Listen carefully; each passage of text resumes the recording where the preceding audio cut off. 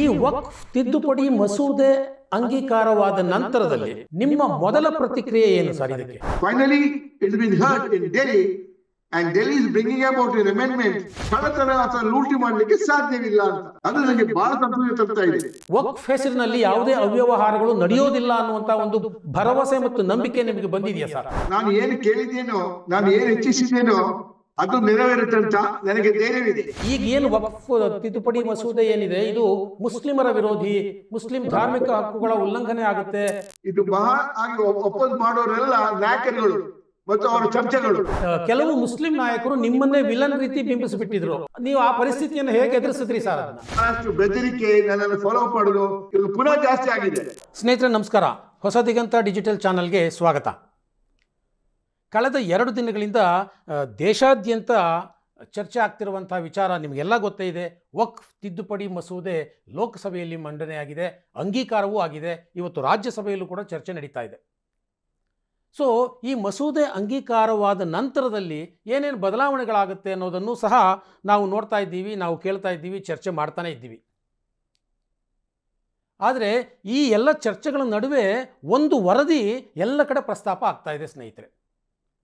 ಅದು ನಮ್ಮ ಕರ್ನಾಟಕದ ಅನ್ವರ್ ಮಾಣಿಪ್ಪಾಡಿಯವರು ಕೊಟ್ಟಂತಹ ಒಂದು ವರದಿ.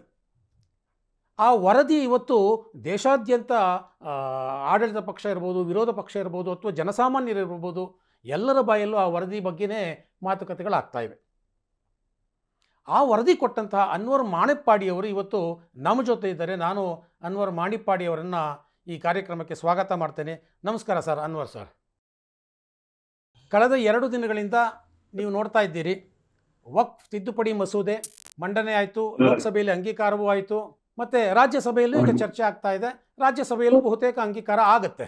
ಈ ವಕ್ಫ್ ತಿದ್ದುಪಡಿ ಮಸೂದೆ ಅಂಗೀಕಾರವಾದ ನಂತರದಲ್ಲಿ ನಿಮ್ಮ ಮೊದಲ ಪ್ರತಿಕ್ರಿಯೆ ಏನು ಸರ್ ಇದಕ್ಕೆ? ವಕ್ಫ್ ತಿದ್ದುಪಡಿ ಮಸೂದೆಗೆ ನಿಮ್ಮ ಮೊದಲ ಪ್ರತಿಕ್ರಿಯೆ ಏನು ಸರ್? ನನ್ನ ಮೊದಲ ಪ್ರತಿಕ್ರಿಯೆ ಏನಂತ ಹೇಳಿದ್ರೆ, ತಾವು ನನ್ನ ರಿಪೋರ್ಟ್ ನೋಡಿರ್ತೀರ ಅಂತ ಭಾವಿಸ್ತೇನೆ. ಇದು ನನ್ನ ರಿಪೋರ್ಟ್ ಆಗಿತ್ತು, 600 ಪೇಜ್ ಇದು. ಇದರಲ್ಲಿ ನಾನು 100ನೇ ಪೇಜಲ್ಲಿ ಅಂದ್ರೆ ಚಾಪ್ಟರ್ 11ರಲ್ಲಿ ನಾನು ಭಾರಿ ಕ್ಲಿಯರ್ ಆಗಿ ಕೇಳ್ಕೊಂಡಿದ್ದೇನೆ ಸರ್ಕಾರದಕ್ಕೆ, ದಯವಿಟ್ಟು ನೋಡಿ ರೆಕಮೆಂಡೇಶನ್. ಹಳೆ ರೂಲ್ಸ್ ಅಂಡ್ ರೆಗ್ಯುಲೇಷನ್ ಏನಿತ್ತು ವಕ್ಫ್ ಬೋರ್ಡ್ ಅಲ್ಲಿ ಅದು ಸರಿ ಇದ್ದಿಲ್ಲ, ಅದು ಬಹಳ ಲೂಸ್ ಆಗಿತ್ತು. ಅದರ ಪ್ರಕಾರ ಏನು ಯಾರು ಲೂಟಿ ಮಾಡಿದ್ರು ಹೇಗೆ ಬೇಕಾದ್ರೆ ಲೂಟಿ ಮಾಡ್ಕೊಂಡು ಹೋಗ್ಬೋದು, ಅವ್ರ ಮೇಲೆ ಏನು ಆಕ್ಷನ್ ತಗೊಳಕ್ ಆಗಲ್ಲ. ಅದಕ್ಕೆ ನಾನು ಕೆಲವು ರೆಕಮೆಂಡೇಶನ್ ಕೂಡ ಕೊಟ್ಟಿದೆ. ನನ್ನ 7,000 ಪೇಜಿನ ಒಂದು ರಿಪೋರ್ಟ್ ಅಲ್ಲಿ ಎಲ್ಲಾ ರೀತಿಯ ಪ್ರೂಫ್ಗಳು, ಎವಿಡೆನ್ಸ್ಗಳು ಇದೆ. ಅಂದ್ರೆ ತಹಶೀಲ್ದಾರ್ ರಿಪೋರ್ಟ್ ಇಂದ ಹಿಡಿದು, ಅಸಿಸ್ಟೆಂಟ್ ಕಮಿಷನರ್ ರಿಪೋರ್ಟ್ ಇಂದ ಹಿಡಿದು, DC ರಿಪೋರ್ಟ್ ಇಂದ ಹಿಡಿದು, ಜಾಯಿಂಟ್ ಕಮಿಷನ್ ರಿಪೋರ್ಟ್ ಇಂದ ಹಿಡಿದು, ಸೆಕ್ರೆಟರಿ ಲೆವೆಲ್ ತನಕ ಅದಕ್ಕೆಲ್ಲ ಪ್ರೂಫ್ ಕೂಡ ಕೊಟ್ಟಿದ್ದೀನಿ. ಎಲ್ಲೆಲ್ಲಿ ಯಾವಾಗ ಏನೇನಾಯ್ತು, ಯಾರ್ಯಾರು ಹೇಗೆ ಲೂಟಿ ಮಾಡಿದ್ರು, ಯಾರೆಲ್ಲ ಅದರಲ್ಲಿ ಇನ್ವಾಲ್ವ್ ಆಗಿದ್ರು ಅಂತ ಕೂಡ ಹೇಳಿದ್ದೆ. ನಾನು ಮೇನ್ ಕದಿಮ ಅಲ್ಲದೆ ಬೇರೆ ಯಾರೆಲ್ಲ ಇನ್ವಾಲ್ವ್ ಆಗಿದ್ರು ಕೂಡ ಹೇಳಿದ್ದೀನಿ ನಾನು. ಆದ್ರೆ ನಾನು ಮತ್ತೊಂದು ಕೇಳಿದೆ, ಅಂದ್ರೆ ಯಾವ ರೀತಿ ಮಾಡಿದ್ರು ಕೂಡ, ಅವರನ್ನು ಹಿಡಿದು ಮಾಡಿದ್ರು ಕೂಡ ಯಾವ್ಯಾವ ರೀತಿ ತಪ್ಪಿಸ್ಕೊಳ್ತಾರೆ. ಅದಕ್ಕೋಸ್ಕರ ನಾನೇ ಒಂದು ಒಳ್ಳೆ ಅಮೆಂಡ್ಮೆಂಟ್ ತಂದು ಇವರು ತಪ್ಪಿಸ್ಕೊಳ್ಳೋದು ಹಾಗೆ ಮಾಡ್ಬೇಕಂತ ಕೇಳ್ಕೊಂಡಿದ್ದೀನಿ ನಾನು. And asked them to bring in a very tight clause so that they are not able to avoid the punishment. And today I'm so happy, finally it has been heard in Delhi, and Delhi is bringing about an amendment so that ಯಾವ ಕಾರಣಕ್ಕೂ ನಮ್ಮ ಈ ವಕ್ಫ್ ಬೋರ್ಡ್ನವರು ಮತ್ತು ಅದರಲ್ಲಿ involve ಆದವರು ಕಳ್ಳತನ ಅಥವಾ ಲೂಟಿ ಮಾಡಲಿಕ್ಕೆ ಸಾಧ್ಯವಿಲ್ಲ ಅಂತ. ಅದು ನನಗೆ ಬಹಳ ಸಂತೋಷ ತರ್ತಾ ಇದೆ. ನೀವು JPCಗೂ ಹೋಗಿ ಕೂಡ ಒಟ್ಟಾರೆ ನಿಮ್ಮ ವರದಿಯನ್ನು ಒಪ್ಪಿಸಿದ್ರಿ ಮತ್ತು ನಿಮ್ಮ ಮನವಿಯನ್ನು ಕೂಡ ಸಲ್ಲಿಸಿದ್ರಿ. ನಿಮ್ಮ ಮನವಿಯಲ್ಲಿ ಬಹುತೇಕ ಮನವಿಗಳು ಈಡೇರಿದೆಯಾ, ಅಥವಾ ಹಾಗೆ ಈಡೇರಿದ್ರೆ ಅದರಿಂದ ಆಗುವಂಥ ಬದಲಾವಣೆಗಳೇನು? ಈ ಮಸೂದೆಯಿಂದಾಗಿ ಇನ್ನು ಮುಂದೆ ವಕ್ಫ್ ಹೆಸರಿನಲ್ಲಿ ಯಾವುದೇ ಅವ್ಯವಹಾರಗಳು ನಡೆಯೋದಿಲ್ಲ ಅನ್ನುವಂಥ ಒಂದು ಭರವಸೆ ಮತ್ತು ನಂಬಿಕೆ ನಿಮಗೆ ಬಂದಿದೆಯಾ ಸರ್? ಈಗ ನೋಡ್ತಿದ್ದ ಹಾಗೆ ನಾನು ನಿನ್ನೆಯಿಂದ ಅಮಿತ್ ಶಾ ಮತ್ತು ಕಿರಣ್ ರಿಜಿಜು ಅವರನ್ನ ಎಲ್ಲ ಅವ್ರಿಗೆ ಹೇಳಿದ ವಿಷಯನೆಲ್ಲ ಬಹಳ ಗಮನ ಕೊಟ್ಟು ಕೇಳ್ತಾ ಇದ್ದೆ. ಅದರ ಪ್ರಕಾರ ಖಂಡಿತವಾಗಿಯೂ ನಾನು ಏನು ಕೇಳಿದ್ದೇನೋ, ನಾನು ಏನು ಇಚ್ಛಿಸಿದ್ದೇನೋ ಅದು ನೆರವೇರುತ್ತಂತ ನನಗೆ ಧೈರ್ಯವಿದೆ. ಅದು ಎಲ್ಲಾದ್ರೂ ಬಂದ್ರೆ, ಇಫ್ ಇಟ್ ಗೆಟ್ಸ್ ಇಂಪ್ಲಿಮೆಂಟೆಡ್, ಖಂಡಿತವಾಗಿಯೂ ಬಹಳಷ್ಟು ಮಟ್ಟಿಗೆ 95% ತನಕ ಇದನ್ನ ಕಂಟ್ರೋಲ್ ಮಾಡಬಹುದು. ಯಾಕಂದ್ರೆ ಈ ನಮ್ಮ ಕೆಲವರು ಖದೀಮರು ಏನೇನು ಪ್ಲಾನ್ ಮಾಡ್ಕೊಂಡು ಹೇಗೆ ಮಾಡ್ಕೊಂಡು ಬಿಡ್ತಾರೆ, ಯಾರು ತಲೆ ಮೇಲೆ ಹಾಕಿ. ಅದರಲ್ಲಿ ಒಂದು 5% ಲೂಸ್ ಆಗ್ಬೇಕಂದ್ರೆ ಅದು ಧೈರ್ಯ ಬರ್ಲಿಕ್ಕಿಲ್ಲ, ಧೈರ್ಯ ಬರ್ಲಿಕ್ಕಿಲ್ಲ. ಆದ್ರಿಂದ ನನಗೆ ವಿಶ್ವಾಸವಿದೆ ಇದಕ್ಕೆ ತಕ್ಕ ಶಾಸ್ತಿ ಮಾಡ್ತಾರೆ ಅಂತ ಹೇಳಿ. ಮತ್ತು ಅದು ಬಂದ ನಂತರ ಕೂಡ ಕರೆಕ್ಟ್ ಪರ್ಸನ್ಸ್ ಅದನ್ನ ಫಾಲೋ ಅಪ್ ಮಾಡ್ಲಿಕ್ಕೆ ಇರ್ಬೇಕಂತೇಳಿ ಕೂಡ ನಾನು ಸರ್ಕಾರದಲ್ಲಿ ಕೇಳ್ಕೊಳ್ತೇನೆ. ನಿಮ್ಮ ವರದಿಯಿಂದಾಗಿ ಈಗೇನು ವಕ್ಫ್ ತಿದ್ದುಪಡಿ ಮಸೂದೆ ಏನಿದೆ ಇದು ಮುಸ್ಲಿಮರ ವಿರೋಧಿ, ಮುಸ್ಲಿಂ ಧಾರ್ಮಿಕ ಹಕ್ಕುಗಳ ಉಲ್ಲಂಘನೆ ಆಗುತ್ತೆ, ಮುಸ್ಲಿಮರ ಮಸೀದಿಗಳನ್ನ ಕಿತ್ಕೊಳ್ತಾರೆ, ಮುಸ್ಲಿಮರ ಯಾವಾಗಲೂ ಅಲ್ಲ ಸ್ವಾಮಿ, ಈ ರೀತಿಯ ಭಯಗಳನ್ನ ಹುಟ್ಟಿಸ್ತಾ ಇದ್ದಾರೆ. ಇದು ಯಾವಾಗ್ಲೂ ಇಲ್ಲ, ಖಂಡಿತವಾಗಿಯೂ ಇಲ್ಲ. ಪಾಪ ಇವರು ಇಗ್ನೆರೆಂಟ್ ಆಗಿದ್ದಾರೆ. ಅವ್ರಿಗೆ ಗೊತ್ತಿಲ್ಲ ವಿಷಯ. ಇದೆಲ್ಲ ನೋಡಿಬೇಕಾದ್ರೆ ಇದು ಮಹಾ ಆಗಿ ಒಪ್ಪೋದು ಮಾಡೋರೆಲ್ಲ ನಾಯಕರುಗಳು ಮತ್ತು ಅವರ ಚಮಚಗಳು. ಈಗ ಕಳೆದ 4 ವರ್ಷದಿಂದ 4-5 ವರ್ಷದಿಂದ ಸಿ ಎ ಹೇಳ್ತಾ ಇದ್ರಲ್ಲ, ಅಮಿತ್ ಶಾ ಅವ್ರು ಹೇಳಿದ ಹಾಗೆ ಇಲ್ಲಿ ತನಕ ಯಾರಾದ್ರೂ ಒಬ್ಬ ಮುಸಲ್ಮಾನಿಗೆ ಸಿಟಿಜನ್ಶಿಪ್ ಕಳ್ಕೊಂಡಿದಾರಾ? ಅದೇ ಯಾರಾದ್ರೂ ಅಪೋಸ್ ಮಾಡ್ತಿದ್ದಾರೋ ಬಹಳಷ್ಟು ವಿಷಯದಲ್ಲಿ ಮಾತಾಡಿದ್ದಾರೆ. ಏನೆಲ್ಲ ಮಸಾಲ ಸೇರಿಸಿ ಮುಸಲ್ಮಾನರನ್ನು ಹೆದರಿಸಿಕೊಳ್ತಿದ್ದಾರೆ ವೋಟ್ ಬ್ಯಾಂಕಿಗೋಸ್ಕರ. ಯಾರಾದ್ರೂ ಅವರ ಸಿಟಿಜನ್ಶಿಪ್ ಕಳ್ಕೊಂಡಿದ್ದಾರಾ? ಇಲ್ಲ. ಇದು ಎಷ್ಟರ ಮಟ್ಟಿಗೆ ಗೂಬೆ ಕೂರ್ಸು ಅಂತ ಹೇಳಿದ್ರೆ ಪಾಪ ಈ ಮುಸಲ್ಮಾನರು ಬಹಳ ಹೆದರ್ತಿದ್ರು. ಆದ್ರೆ ಕಳೆದ ಒಂದೆರಡು ವರ್ಷದಿಂದ ಬಹಳಷ್ಟು ಮಂದಿ ಮುಸಲ್ಮಾನರಿಗೆ ಮನವರಿಕೆ ಆಗ್ತಾ ಉಂಟು. ಈಗ ನಿನ್ನೆಯಿಂದ ಬಹಳಷ್ಟು ಮುಸಲ್ಮಾನರು ನಮ್ಮ ಕರ್ನಾಟಕದಲ್ಲಿ ಅವರಿಗೆ ಹೆಚ್ಚು ವಿಷಯ ಗೊತ್ತಿರೋದು. ಕರ್ನಾಟಕದಿಂದಲೇ ಗುಲ್ಬರ್ಗ ಇರ್ಬೋದು, ಬಿಜಾಪುರ ಇರ್ಬೋದು, ಬೀದರ್ ಇರ್ಬೋದು, ಬೆಳಗಾವಿ ಇರ್ಬೋದು, ಹುಬ್ಳಿ ಇರ್ಬೋದು, ಬೇರೆ ಬೇರೆ ಕಡೆಯಿಂದ ಫೋನ್ ಬಂದ್ಬಿಟ್ಟು ಕಡೆಗೂ ತಮ್ಮ ಇಷ್ಟ ಏನಿತ್ತು ಅದು ಈಡೇರಿಸ್ತಾರೆ ಸರ್, ಈ ಕಡೆಗೂ ಕಳ್ಳರು ಸಿಕ್ಕಿ ಬೀಳ್ತಾರೆ ಅಂತ ಬಹಳ ಸಂತೋಷ ವ್ಯಕ್ತಪಡಿಸುತ್ತಾರೆ. ಅಂದ್ರೆ ಇದನ್ನು ಬೇಕಾದ್ರೆ ಒಂದು ಟೂರ್ ಮಾಡಿಬಿಟ್ಟು ಏನೆಲ್ಲ ಆ ರೆಸ್ಪಾನ್ಸ್ ಇದೆಯಾ ಅದು ಬೇಕಾದ್ರೆ ಕಳ್ಸ್ಕೊಳ್ಬಹುದು ನಾವು. ಅಂದರೆ ನೀವು ಹೇಳಿದಾಗೆ CAA ಸಂದರ್ಭದಲ್ಲಿ ಆರ್ಟಿಕಲ್ 370 ತೆಗೆದಾಗ ಈ ಸಂದರ್ಭದಲ್ಲೆಲ್ಲ ಮುಸ್ಲಿಮರಿಗೆ ಅನ್ಯಾಯ ಆಗುತ್ತೆ ಅನ್ನುವಂಥದ್ದೊಂದು ಕೇಳಿಬಂತು. ಜೊತೆಗೆ NRC ತಂದರೆ ಕಾಗಜ್ ನಹಿ ದಿಖಾಯೆಂಗೆ ಅನ್ನುವಂಥ ಒಂದು ಘೋಷಣೆಯನ್ನು ಕೊಟ್ಟು ಅದರಲ್ಲೂ ಸಹ ಮುಸ್ಲಿಮರ ದಾರಿ ತಪ್ಪಿಸುವಂಥ ಪ್ರಯತ್ನವನ್ನು ಆಯಿತು.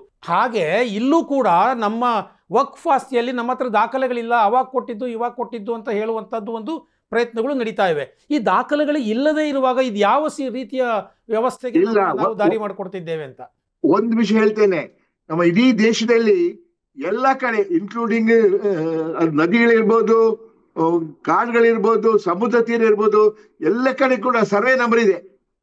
ಹೌದು, ಖಂಡಿತವಾಗಿಯೂ ಫ್ರಮ್ ದ ಬಿಗಿನಿಂಗ್ ಈ ಸರ್ವೆ ನಂಬರ್ ಯಾರಿಗೆ ಸೇರಿದ್ದು ಅಂತ ಇದ್ದೇ ಇದೆ. ನಾನು ನನ್ನ ರಿಪೋರ್ಟ್ ಅಲ್ಲಿ ಬಹಳ ಕ್ಲಿಯರ್ ಆಗಿ ಕೊಟ್ಟಿದ್ದೆ ಯಾವ ರೀತಿಯಲ್ಲಿ ಆ ಸರ್ವೆ ನಂಬರ್ ಇಂದ 100 ಎಕರೆ ಇದ್ದರೆ 50 ಎಕರೆ ಮಾಡಿ ಆ ಸರ್ವೆ ನಂಬರ್ ಒಂದು ಸೇರಿಸಿ ಅದರಲ್ಲಿ ಕಳತನ ಮಾಡಿದವರು ಹೆಸರು ಹಾಕೊಂಡು ಲೂಟಿ ಮಾಡ್ತಿದ್ರು ಅಂತ. ಹೌದು, ಅದು ಆಗ್ಲಿ ಸಾಧ್ಯ ಇಲ್ಲ. ಹಾಗೆ ಹೇಳಿ ಜನರನ್ನು ಅವರು ರೊಚ್ಚಿಗೆಬ್ಬಿಸಬಹುದು. ಆದರೆ ಈ ಒಂದು ವಿಷಯ ನಮ್ಮ ರಾಜ್ಯದಲ್ಲಿ ಏನಾಗಿತ್ತು, ಈ ಖದೀಮರನ್ನ ವಿಷಯ ಒಂದು CBI ಎನ್ಕ್ವೈರಿ ಮಾಡಿ ಯಾರು ತಪ್ಪಿಸ್ತಿದ್ದಾರೋ ಅವರಿಗೆ ಪನಿಷ್ಮೆಂಟ್ ಕೊಟ್ಟು ಅದನ್ನು ವಾಪಸ್ ಪಡ್ಕೊಳ್ಬೇಕು. ಆಗ ಜನರಿಗೆ ಖಂಡಿತವಾಗಿಯೂ ಧೈರ್ಯ ಬರುತ್ತೆ. ಭಾರತ ಸರ್ಕಾರ ಏನ್ ಮಾಡ್ತಿದೆ ಇದು ನಿಜವಾಗ್ಲೂ ಒಳ್ಳೆಯದನ್ನು ಗೊತ್ತಾಗುತ್ತೆ, ಮನವರಿಕೆ ಆಗ್ತದೆ. ವಕ್ಫ್ ಹಣಕಾಸು ವ್ಯವಹಾರಗಳು ಅಥವಾ ಅಡ್ಮಿನಿಸ್ಟ್ರೇಷನ್ ವ್ಯವಹಾರಗಳೇನಿದ್ದಾವೆ ಆ ಎಲ್ಲವೂ ಕೇಂದ್ರ ಸರ್ಕಾರಕ್ಕೆ ಉತ್ತರದಾಯಿತ್ವ ಆಗಿರಬೇಕು ಅನ್ನುವಂಥದ್ದನ್ನು ಈಗ ಹೊಸ ಮಸೂದೆಯಲ್ಲಿ, ತಿದ್ದುಪಡಿ ಮಸೂದೆಯಲ್ಲಿ ಒಂದು ಹೇಳಲಾಗಿದೆ. ಮುಂಚೆ ಇದೆಲ್ಲ ಸ್ಟೇಟ್ ಗೌರ್ಮೆಂಟ್ ನೋಡ್ಕೊಳ್ತಾ ಇತ್ತು, ಈಗ ಕೇಂದ್ರ ಸರ್ಕಾರದ ವ್ಯಾಪ್ತಿಗೆ ಬರುತ್ತೆ ಅಂತ.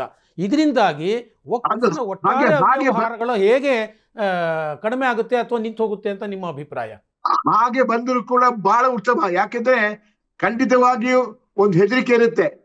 ಬಹಳಷ್ಟು ಕಡೆ ಪ್ರಾಪರ್ಟಿಗಳಿವೆ. ಹಾಗೆ ಪ್ರತಿ ಏನೇನು ನಡೀತಿದೋ ಆ ಒಂದು ರಿಪೋರ್ಟ್ ಅಲ್ಲಿಗೂ ಹೋಗ್ಬೇಕು, ಕೇಂದ್ರ ಸರ್ಕಾರಕ್ಕೆ ಹೋಗ್ಬೇಕು, ಅಟ್ಲೀಸ್ಟ್ ಆ ಮೈನಾರಿಟಿ ಕಮಿಷನಿಗೆ ಹೋಗ್ಬೇಕು, ಮತ್ತು ಅಲ್ಲಿ ಕಂಪ್ಲೀಟ್ ರಿಪೋರ್ಟ್ಗಳ ವಿಷಯ ಫೈಲ್ ಆಗ್ತಾ ಇರಬೇಕು ತಿಂಗಳು. ಬಹಳಷ್ಟು ಪ್ರಾಪರ್ಟಿಗಳಲ್ಲಿ ₹100 ವ್ಯಾಲ್ಯೂ ಇದ್ದ ಪ್ರಾಪರ್ಟಿಯನ್ನ ಬಾಡಿಗೆ ಕೊಡ್ಬೇಕಾದ್ರೆ ಅವರಿಗೆ ₹10 ಮಾತ್ರ ವಕ್ಫ್ ಬೋರ್ಡಿಗೆ ಬರುತ್ತೆ, ಮತ್ತು 20-30 ಈ ನಾಯಕರಿಗೆ ಕದಿಮರಿಗೆಲ್ಲ ಹೋಗುತ್ತೆ. ಹೌದು. ಅಂದ್ರೆ ಅವ್ರಿಗೆ ₹100 ವ್ಯಾಲ್ಯೂ ಇದ್ದ ಪ್ರಾಪರ್ಟಿ ₹30-40 ಸಿಗುತ್ತೆ, ₹60 ಲಾಸ್ ತಾನೆ. ಅದ್ರ ನಾನು ರಿಪೋರ್ಟ್ ಕೊಟ್ಟಿದ್ದೀನಿ ನಾನು. ಪ್ರತಿ ತಿಂಗಳು ಕರ್ನಾಟಕ ರಾಜ್ಯದಲ್ಲಿ ಒಂದು ₹300 ಕೋಟಿ ದುಡ್ಡು ಹಾಳಾಗುತ್ತೆ. ಅದು ಬೊಗಸೆಗೆ ಬಂದ್ರೆ ಎಷ್ಟೋ ಬಡವರ ಉದ್ಧಾರವಾಗ್ತದೆ. ಹೌದು. ಸೊ ಬಡ ಮುಸ್ಲಿಮರಿಗೆ ಎಷ್ಟೊಂದು ಅನುಕೂಲ ಆಗ್ತಿದ್ದದನ್ನು ಈ ಇಷ್ಟು ವರ್ಷಗಳಲ್ಲಿ ಬರೀ ಶ್ರೀಮಂತ ಮುಸ್ಲಿಮರು ಅಥವಾ ರಾಜಕೀಯವಾಗಿ ಅಧಿಕಾರ ಇದ್ದವರು ಮಾತ್ರ ಅದನ್ನ ದುರುಪಯೋಗ ಪಡಿಸ್ಕೊಂಡು ತಾವು ಅನ್ನುವಂಥದ್ದು ಈಗ ಸಾಮಾನ್ಯ ಮುಸ್ಲಿಮರಿಗೂ ಅದು ಮನವರಿಕೆ ಆಗಿದೆಯಾ ಸರ್? ಈಗ ಆಗ್ತಾ ಉಂಟು. ಕಳೆದ 2-3 ವರ್ಷದಿಂದ ಆಗ್ತಾ ಉಂಟು. ಈಗ ನನ್ನನ್ನು ಬಹಳಷ್ಟು ಕಡೆಗೆ ರಾಜ್ಯದ ಎಲ್ಲೆಲ್ಲಿ ಕಡೆಗೆಲ್ಲ ಮೂಲೆಯಲ್ಲಿ ಕರೆದು ನಂತರ ಮಾತಾಡಿಸ್ತಾರೆ. ನನ್ನನ್ನು ಕರೆದು ನನಗೆ ಊಟ ಬಳಸಿ ಚೆನ್ನಾಗಿ ಮಾತಾಡ್ತಾರೆ, ಕೇಳ್ತಾರೆ, ಅರ್ಥ ಮಾಡ್ಕೊಳ್ತಾರೆ. ಅದು ಅಲ್ಲದೆ ನಾನು ಅವ್ರಿಗೆ ಹೇಳಿದ್ದೇನೆ, ನಿಮ್ಗೆ ಈ ಒಂದು ನಮ್ಮ ಆಸ್ತಿಗಳು ನಮ್ಮ ವಾಪಸ್ ಸರ್ಕಾರದ ವತಿಯಲ್ಲಿ ಬಂದ್ರೆ ಪ್ರತಿಯೊಬ್ಬ ಮುಸಲ್ಮಾನಿಗೆ ತಲೆ ಮೇಲೆ ಛತ್ ಇರುತ್ತೆ. ಹರ್ ಏಕ್ ಮುಸಲ್ಮಾನ್ಗೂ ಸರ್ಕಾರ ಉಪ್ಪರ್ ಏಕ್ ಛತ್ರ ಹೇಗ. ಮತ್ತು ಮೆಡಿಕಲ್ ಕಾಲೇಜುಗಳು, ಇಂಜಿನಿಯರಿಂಗ್ ಕಾಲೇಜುಗಳು ಎಲ್ಲ ಲಾಕ್ ಸ್ಟಾಕ್ ಅಂಡ್ ಬ್ಯಾರಲ್ ವಾಪಸ್ ಬರಬೇಕು. ಅದರಿಂದ ವಾಪಸ್ ಬರ್ಬೇಕಾದ್ರೆ ಅದರಿಂದ ಒಂದು ಚೇರು, ಒಂದು ಡೆಸ್ಕ್, ಒಂದು ಸ್ಕ್ರೂ ಕೂಡ ತೆಗೆಯಕ್ಕಾಗಲ್ಲ. ಅಂದ್ರೆ 1998ರಲ್ಲಿ ಸುಪ್ರೀಂ ಕೋರ್ಟಿನ ದೊಡ್ಡ ಒಂದು ಆಜ್ಞೆ ಇತ್ತು, once a waqf always a waqf ಅಂತೇಳಿ. ಒಮ್ಮೆ ವಕ್ಫ್ ಆಗಿದ್ರೆ ಅದು ಕಡೆ ತನಕ ಅದು ವಕ್ಫ್ ಆಗ್ತೇ ಆಗಿರುತ್ತೆ. ಅದು ಯಾವ ರೀತಿಯಲ್ಲಿ ಕೂಡ ಬೇರೆಯವರು ಬಳಸಲಿಕ್ಕೆ ಸಾಧ್ಯವಿಲ್ಲ ಅಂತೇಳಿ ಆರ್ಡರ್ ಇದೆ. ಅದನ್ನೆಲ್ಲ ಬರಬಹುದು. ಹಾಗಾದ್ರೆ ಬಂದ ನಂತರ ಬಹಳ ಒಂದು ಕಂಟ್ರೋಲಿಗೆ ಬರುತ್ತೆ. ಅದು ಅಲ್ಲದೆ ಕೆಲವು ಕಡೆ ಏನಾಗಿದೆ ಅಂತ ಹೇಳಿದ್ರೆ ವಕ್ಫ್ ಆಸ್ತಿ ಅಲ್ಲದಿದ್ದರೂ ಕೂಡ ಹಾಗೆಗೋಸ್ಕರ ಅದನ್ನ ಬಹಳ ಮಂದಿಯವರು ದೋಚಿಕೊಂಡಿದ್ದಾರೆ ವಕ್ಫ್ ಬೋರ್ಡ್ನವರೇ. ಅದು ಕೂಡ ಸ್ಟಾಪ್ ಆಗುತ್ತೆ. ಅನ್ಯಾಯವಾದವರಿಗೆ ನ್ಯಾಯ ಸಿಗುತ್ತೆ. ಅಂದ್ರೆ ನೀವು ಈ ವಕ್ಫ್ ವರದಿ ಮಂಡನೆ ಆದ ನಂತರದಲ್ಲಿ ಕೆಲವು ಮುಸ್ಲಿಂ ನಾಯಕರು ನಿಮ್ಮನ್ನೇ ವಿಲನ್ ರೀತಿ ಬಿಂಬಿಸಿಬಿಟ್ಟಿದ್ರು. ನೀವು ಆ ಪರಿಸ್ಥಿತಿಯನ್ನು ಹೇಗೆ ಎದುರಿಸಿದ್ರಿ ಸರ್? ಅದನ್ನ ನನಗೆ ಬಹಳಷ್ಟು ಬೆದರಿಕೆ, ನನ್ನನ್ನು ಫಾಲೋ ಅಪ್ ಮಾಡುದು. ಈಗ ಕಳೆದ ಒಂದು ವರ್ಷದಿಂದ, ಕಳೆದ ಅಕ್ಟೋಬರ್ನಿಂದ ನಾನು JWC ಹೋಗಿ ನನ್ನ ಪ್ರೆಸೆಂಟೇಷನ್ ಮಾಡಿದ ನಂತರ ಈಗ ಪುನಃ ಜಾಸ್ತಿ ಆಗಿದೆ. ಓಪನ್ ಆಗಿ ಅದು ಯಾರು ಸಾಮಾನ್ಯ ಜನರಲ್ಲ, ಈ ನಾಯಕರುಗಳು ಮತ್ತು ಅವರ ಚಮಚಗಳು. ಹೌದು.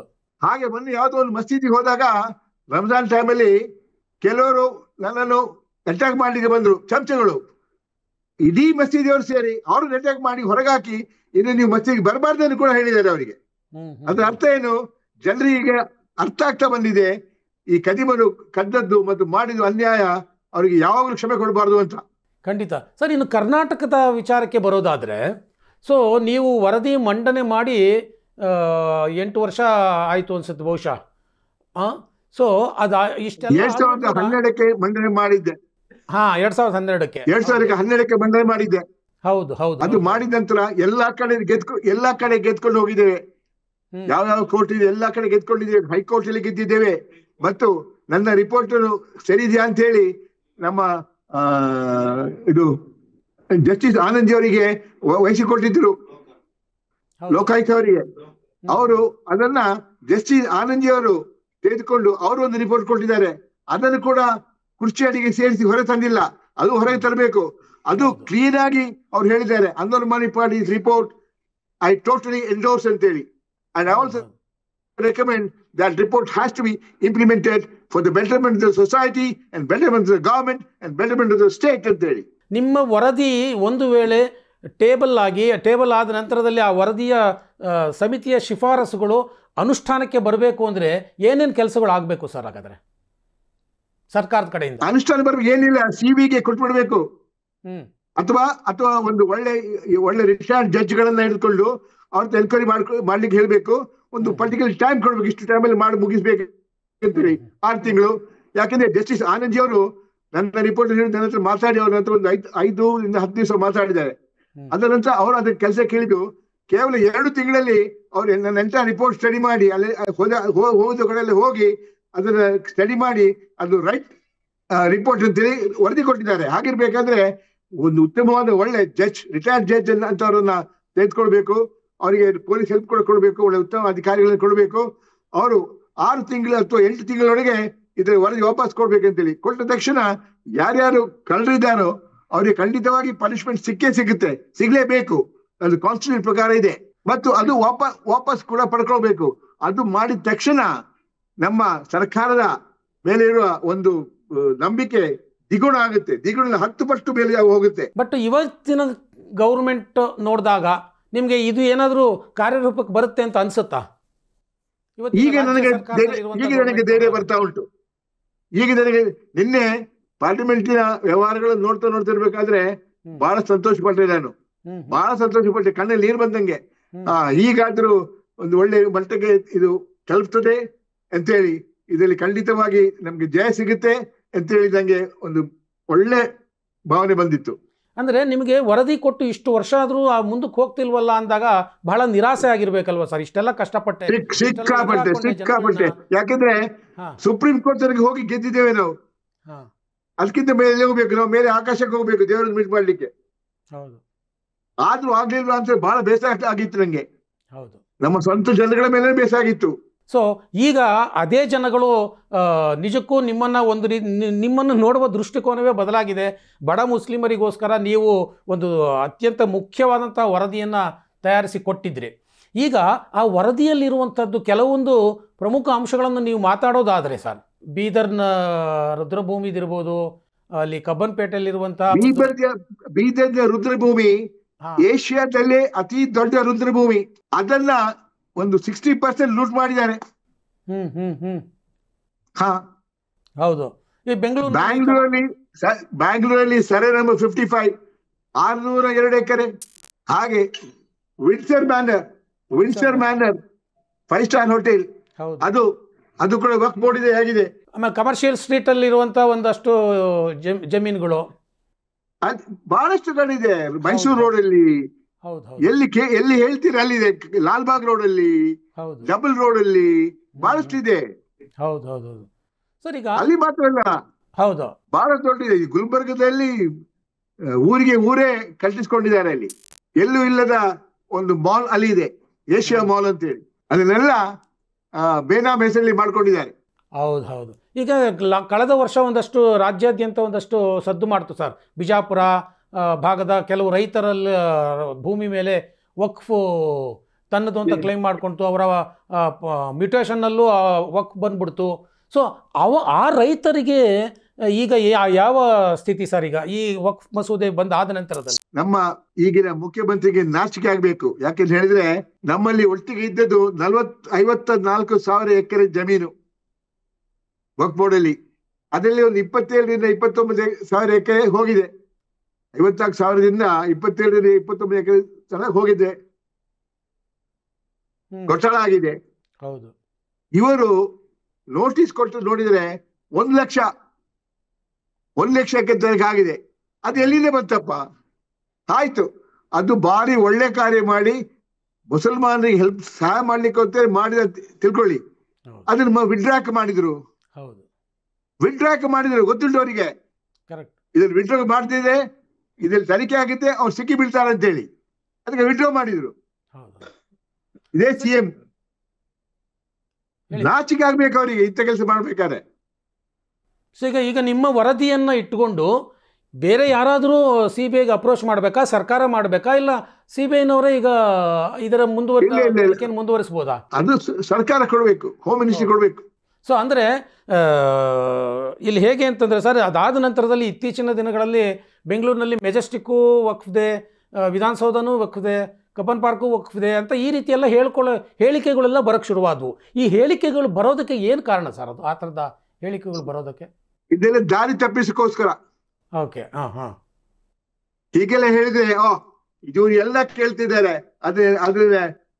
ಅದನ್ನ ಕೇರೆ ಮಾಡಲ್ಲ ಅಂತೇಳಿ, ರಿಪೋರ್ಟೇ ಸರಿ ಇಲ್ಲ ಅಂತ ಹೇಳಕ್ಕೋಸ್ಕರ. ನನ್ನ ರಿಪೋರ್ಟ್ ಇಲ್ಲಿ ಅದರಲ್ಲಿ ಯಾವ್ದು ಇಲ್ಲ. ಸಂಕೀರ್ಣಗಳಿವೆ, ಕಮರ್ಷಿಯಲ್ ಸಂಕೀರ್ಣಗಳಿವೆ, 5 ಸ್ಟಾರ್ ಹೋಟೆಲ್ ಇದೆ, 2 ಮೆಡಿಕಲ್ ಕಾಲೇಜುಗಳಿವೆ, 8 ಇಂಜಿನಿಯರಿಂಗ್ ಕಾಲೇಜುಗಳಿವೆ, ಬಹಳಷ್ಟು ಬೇರೆ ಬೇರೆ ಕಾಲೇಜುಗಳು, ಸ್ಕೂಲ್ಗಳಿವೆ. ಇದಾದ ನಂತರದಲ್ಲಿ ಉಪಲೋಕಾಯುಕ್ತರು ಒಂದು ಇದನ್ನು ಕೊಟ್ಟಿದ್ರು, ಜಸ್ಟಿಸ್ ಆನಂದ್ ಜಿ. ಹೌದು, ಅವರು ವರದಿ. ಆ ವರದಿಯನ್ನು ಇಸ್ಕೊಂಡು ಸರ್ಕಾರ ಅದು ದಾಖಲೆಯಲ್ಲೇ ಇಲ್ಲ ಸರ್. ಈಗ RTI ನಲ್ಲಿ ಕೇಳಿದ್ರೆ ಆ ವರದಿನೇ ಇಲ್ಲ ಅಂತ ಬರ್ತಾ ಇದೆ. ಸೀರಿಯಸ್ ಆಗಿದ್ದಾರೆ ಅಂತ. ಅದರ ಕಾಪಿ ನಾನು ಕೊಟ್ಟು ನನ್ನ ಹತ್ರ ಕಾಪಿ ಇದೆ. ಓಕೆ ಓಕೆ, ಹಾ ಹಾ ಹಾ, ನನ್ನ ಕಾಪಿ ಇದೆ. ಅವ್ರು ಕೇಳಿ, ಲೋಕಾಯುಕ್ತ ಕೇಳಿ, ಕೊಡ್ತಾರೆ. ಯಾಕೆ ಕೊಡಲ್ಲ? ಅಲ್ಲ, ಸರ್ಕಾರದಲ್ಲಿ RTI ಕೇಳಿದ್ರೆ ಆ ರೀತಿಯ ವರದಿಯೇ ಇಲ್ಲ ಅನ್ನುವಂತ ಉತ್ತರ ಬರ್ತಾ ಇದೆ. ಸೊ ಆಗ್ಲೇ ಹೇಳ್ಬೇಕು ನಾನು, ಯಾಕೆಂದ್ರೆ ಜಸ್ಟಿಸ್ ಆನಂದ್ ಜಿ ಅವರು, ಉಪಲೋಕ್ತಿ ಅವರು ಬಹಳ ಉತ್ತಮವಾದ ವ್ಯಕ್ತಿತ್ವ ಅವ್ರದ್ದು. ಅವರು ನನ್ನ ರಿಪೋರ್ಟ್ ಓದಿ ಅಷ್ಟು ಖುಷಿಯಾಗಿ, ನೀವು ಮುಂಚೆ ಲಾಯರ್ ಆಗಿದ್ದೀರಾ, ಜಡ್ಜ್ ಆಗಿದ್ದೀರಾ ಅಂತ ಕೇಳಿದ ನನ್ನ.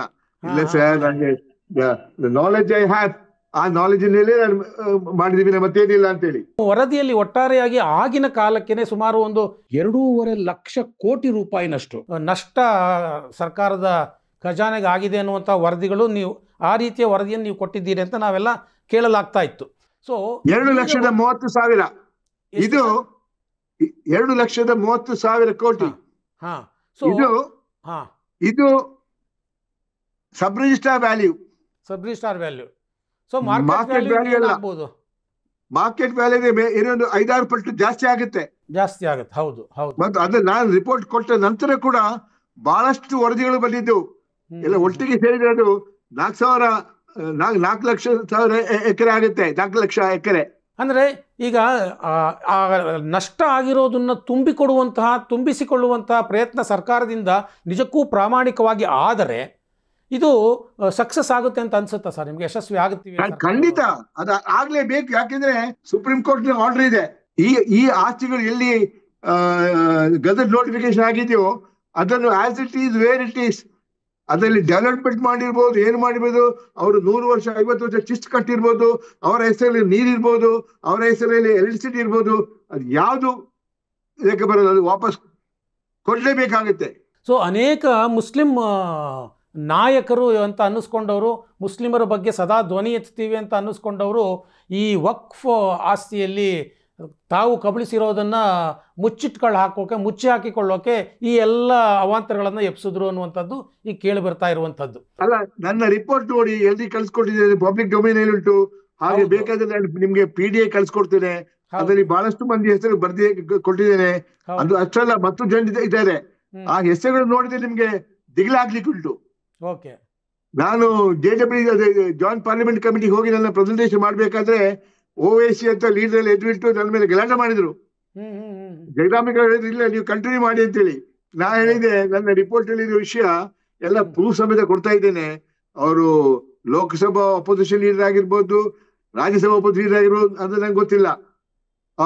ಅವ್ರು ಮಾಡಿದ ಕೃತ್ಯವನ್ನ ಹೊರಗಿಟ್ಟಿದ್ದೇನೆ. ಅಂದ್ರೆ ನಿಮ್ಮ ವರದಿಯಲ್ಲಿ ಇರುವಂತ ಒಂದಷ್ಟು ಹೆಸರುಗಳನ್ನ ಹೇಳ್ಬೋದಾ ಸರ್? ಖಂಡಿತವಾಗಿ. ಈಗ ಅದು ಪಬ್ಲಿಕ್ ಡೊಮೈನ್ ಬಂದಾಗ ಹೇಳ್ಬೋದಪ್ಪ. ನಾನು 4 ಹೆಸರು ಅಂತ ಹೇಳ್ತೇನೆ. ಸಿಂಗ್ ಖರ್ಗೆ ಅವ್ರ ಹೆಸರಿದೆ, ಧರ್ಮ್ ಸಿಂಗ್ ಅವ್ರ ಹೆಸರಿದೆ, ಸೂರ್ಯವಂಶಿ ಅವ್ರ ಹೆಸರಿದೆ, ಸೇಮ್ ಇಬ್ರಾಹಿಂ ಹೆಸರಿದೆ,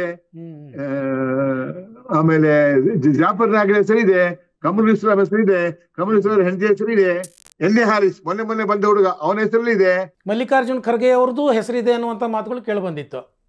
ಹೌದು, ಇದು ಖಂಡಿತ. ಅಲ್ಲೇ ಬೇನಾಮಿ ಹೆಸರಲ್ಲಿ ತನಿಖೆ ಮಾಡಿದ್ರೆ ಒಟ್ಟೊಟ್ಟಿಗೆ ಬಂದ್ಬಿಡುತ್ತೆ. ಹೌದು ಹೌದು ಹೌದು ಹೌದು ಹೌದು. ಸೊ ಈ ವಕ್ಫ್ ತಿದ್ದುಪಡಿ ಮಸೂದೆಯಿಂದಾಗಿ ಈ ಎಲ್ಲರ ಮುಖವಾಡ ಕಳಚಿ ಬೀಳುತ್ತೆ ಅನ್ನುವಂಥ ಒಂದು ನಂಬಿಕೆ ಈಗ ನೀವು ಬಹುಶಃ ಬಂದಿರಬಹುದು. ಖಂಡಿತ ಇದೆ. Lot of heads will roll. ಬಹುಶಃ ನನಗೆ ಆ ಕಡೆಗೆ ಹೋಲಿಗೆ ಕಷ್ಟವಾದಿತ್ತು. ನನ್ನ ಜೀವಕ್ಕೆ ಖಂಡಿತವಾಗಿ ಬೆದರಿಕೆ ಇದ್ದೇ ಇರುತ್ತೆ. ಆಮೇಲೆ ಈಗಲೇ ಬಹಳ ಶುರುವಾಗಿದೆ. ಯಾವ ಬಡ ಮುಸ್ಲಿಮರ ಪರವಾಗಿ ಅಥವಾ ಒಟ್ಟಾರೆ ದೇಶದ ಪರವಾಗಿ, ರಾಜ್ಯದ ಪರವಾಗಿ ನೀವೇನು ಕೆಲಸ ಮಾಡಿದ್ದೀರಿ, ಖಂಡಿತವಾಗಿ ಅವರೆಲ್ಲರ ಒಂದು ಹಾರೈಕೆ ನಿಮ್ಮ ಮೇಲೆ ಇರುತ್ತೆ. ನಿಮ್ಮ ವರದಿಯನ್ನು ಈ ಒಂದು ಐತಿಹಾಸಿಕ ಕ್ಷಣದಲ್ಲಿ ಪ್ರತಿಯೊಬ್ಬರೂ ಜ್ಞಾಪಿಸ್ಕೊಳ್ತಾ ಇದ್ದಾರೆ. ಇಂಥ ವರದಿಯನ್ನು ಕೊಟ್ಟು ಒಂದು ಸರ್ಕಾರವನ್ನು, ಒಂದು ಸಮಾಜವನ್ನು ಕೂಡ ನೀವು ಎಚ್ಚರಿಸಿದ್ದೀರಿ. ಈ ಮುಖಾಂತರ ಒಂದು ವಕ್ಫ್ ತಿದ್ದುಪಡಿ ಮಸೂದೆ ಕೂಡ ಈಗ ಬಂದಿದೆ. ಇದರಿಂದಾಗಿ ಒಂದಷ್ಟು ಜನಗಳಿಗೆ ಅನುಕೂಲ ಆದರೆ ನೀವು ವರದಿ ಕೊಟ್ಟದ್ದಕ್ಕೂ ಸಾರ್ಥಕ ಆಗುತ್ತೆ ಅಂತ ಅನಿಸುತ್ತೆ ಸರ್. ದೇವರು ಹಾಗೆ ಮಾಡಲಿ. ಖಂಡಿತ ಸರ್. ಈ ನಿಮ್ಮ ಒಂದು ಆಶಯ ಈಡೇರಲಿ ಅಂತ ನಾನು ಕೇಳ್ಕೊಳ್ತೇನೆ. ಇದು ನಮ್ಮ ಜೊತೆ ಇಷ್ಟೊತ್ತು ಮಾತಾಡಿದ್ದಕ್ಕೆ ಧನ್ಯವಾದಗಳು ಸರ್. ನಮಸ್ತೆ.